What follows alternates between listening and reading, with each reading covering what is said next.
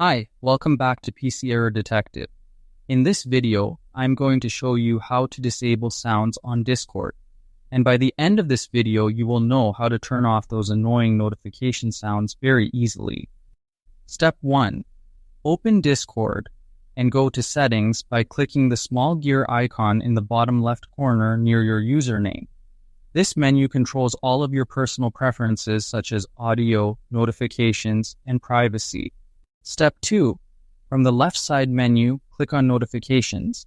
This section allows you to manage what types of alerts you receive, and it is very important if you want a quiet Discord experience without constant sounds.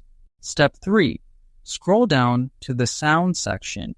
Here you will see options to disable all notification sounds or turn off specific sounds such as message alerts. Now toggle on Disable all notification sounds if you want complete silence, or simply turn off the individual ones you do not want to hear.